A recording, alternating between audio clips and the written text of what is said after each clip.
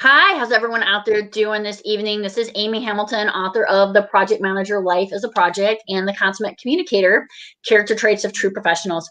I am here for 24 authors in 12 hours, November 11th, Veterans Day celebration with an honored vet. And Kenneth Katz is going to be talking to us today about his two different books, and I'll be sharing the links in Amazon. And the first one that he wants to talk about is the B-52. I think so many people have heard of that plane, or they might just think it's a music group. But either way, Ken, let's turn it over to you. Well, they named the music group after the bomber, not the bomber after the music group. The B-52, in my opinion, first of all, I have a personal connection to it. When I was on active duty, I was with what was called the Strategic Systems Combined Task Force out of Edwards Air Force Base. So we were testing upgrades to the B-52 and cruise missiles that were launched off the B-52.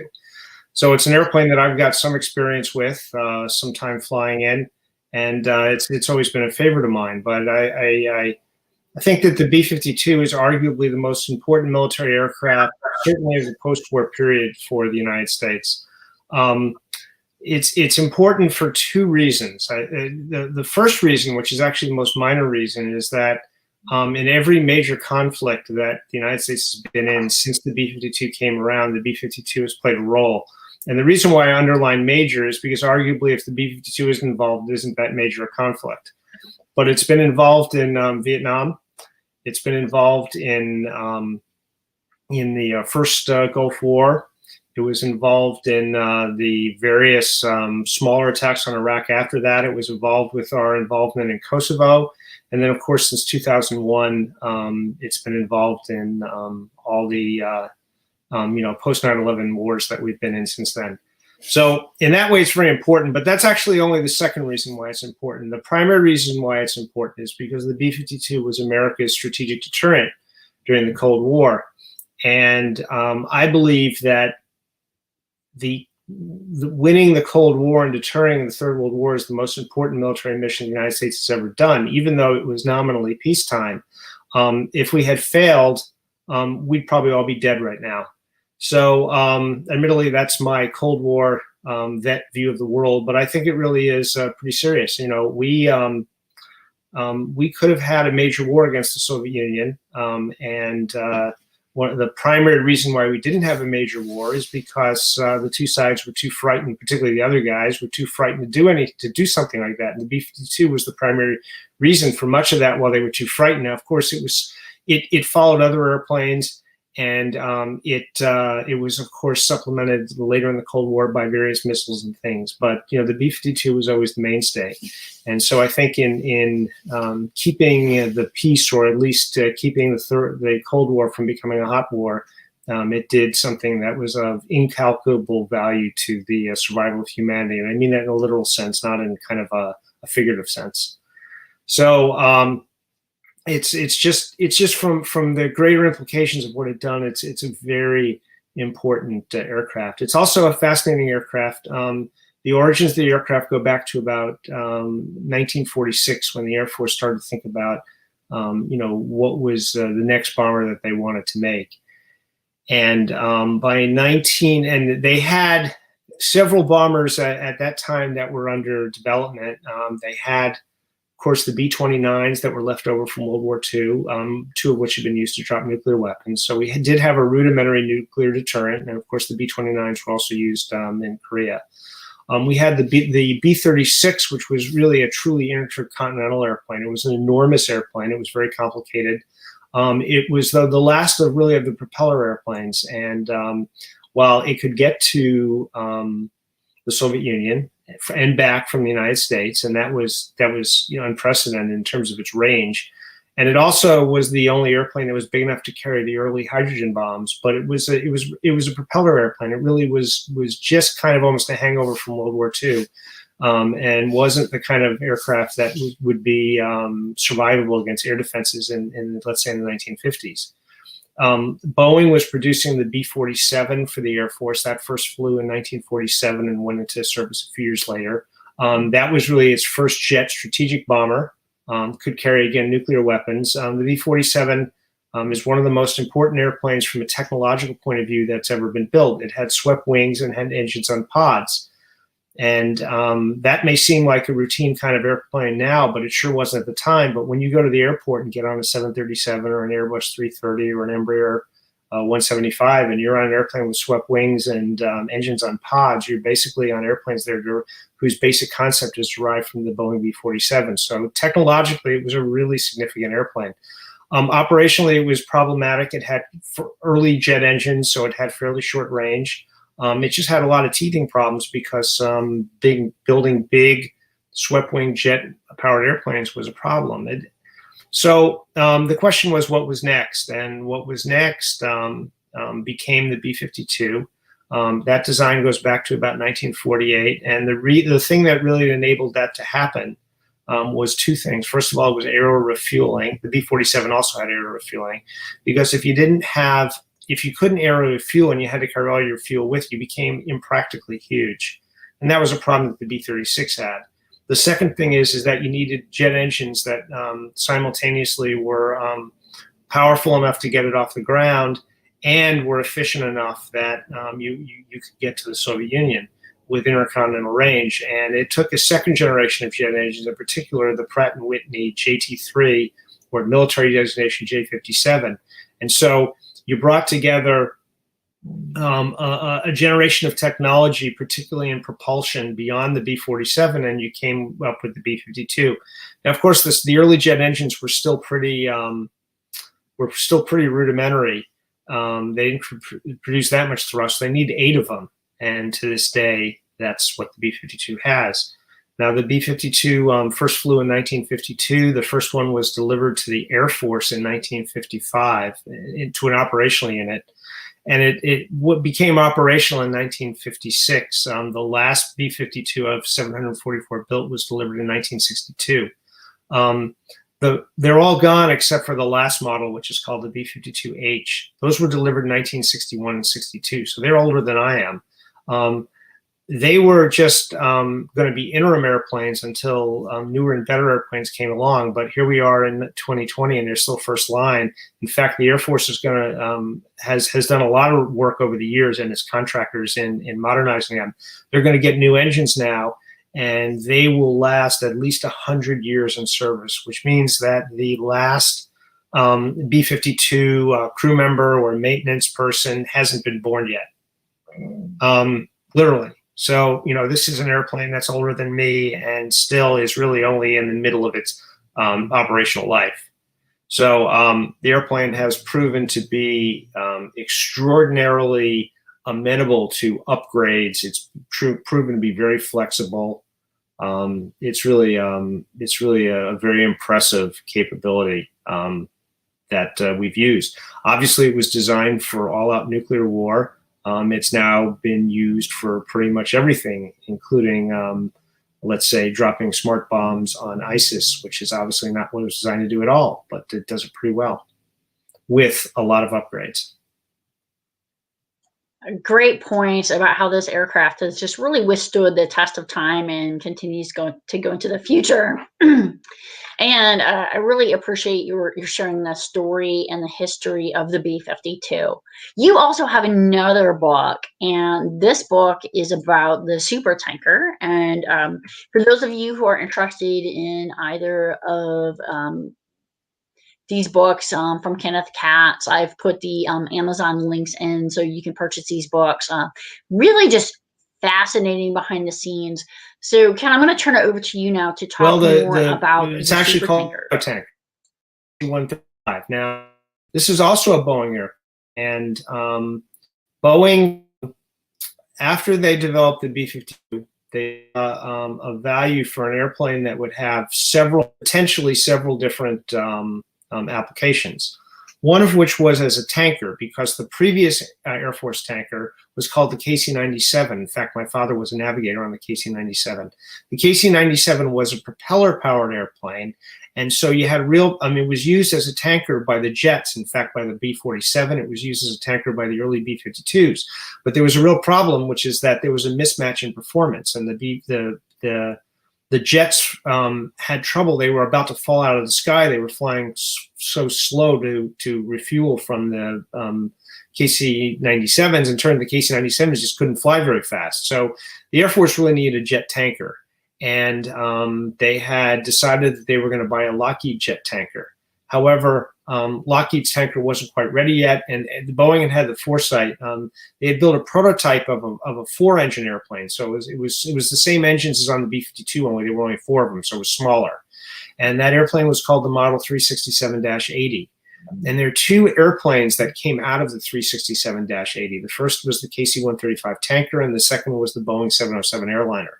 So the Model 367-80, which is today in the Idvar Hazy Center of the National Air and Space Museum, there's only one built, is a really important prototype.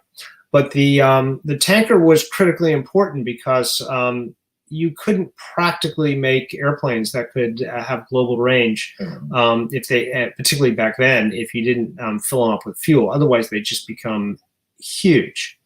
So in order for airplanes like the B-52 to be capable, they had to be teamed up with tankers. So I like to think of it as a missile. And the KC-135 was the first stage of the missile, and the B-52 was the second stage of the missile. But they were a team, and the KC-135 enabled the B-52 to accomplish its mission. Now, the Air Force built an awful lot of KC-135s. Not only did they build the KC-135, the tanker model, but they also built cargo models, and they built models that were used for reconnaissance and were used for airborne command posts and things like that. So it's been a very versatile airplane. The KC-135s were re-engined in the 1980s, and so they got a lot more powerful, and they could carry more fuel, and they burned less fuel, which meant they could offload more fuel. So again, it was another airplane, and since then the electronics has been completely modified on them. So that's another airplane that's been very amenable to it. The KC-135 is an important because it gives the U.S. Air Force truly global reach.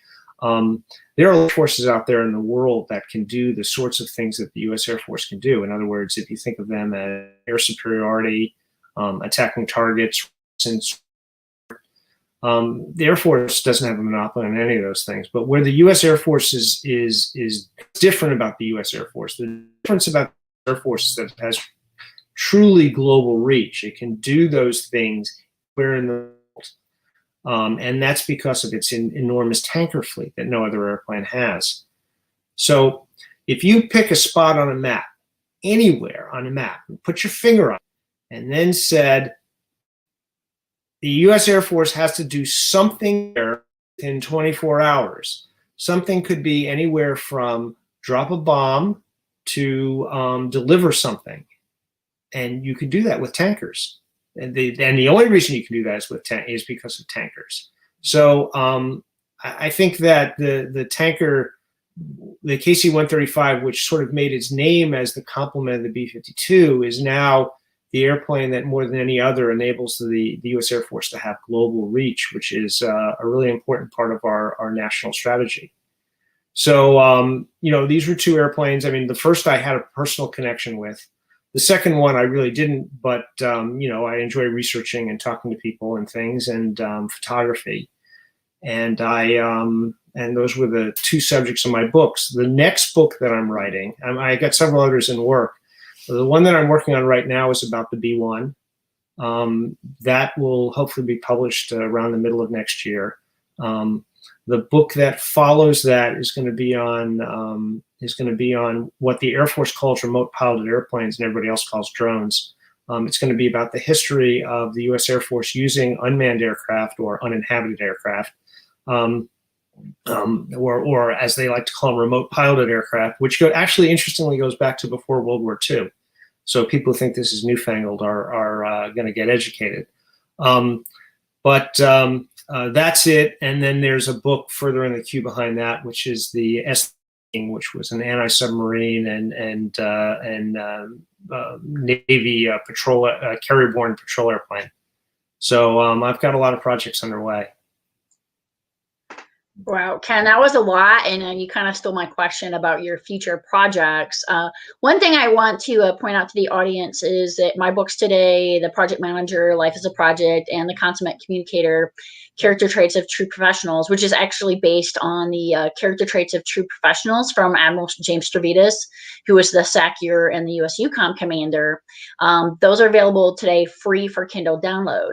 But in addition to that, if anyone wants to buy a print copy of those books, any print copies that I sell today, I will be donating 10% of all proceeds to the Wounded Warrior Project. And Right. I am putting that organization's information into the chat for anybody who's interested in becoming more aware of what they have to offer. And next, Ken, I would like to say thank you so much for your service.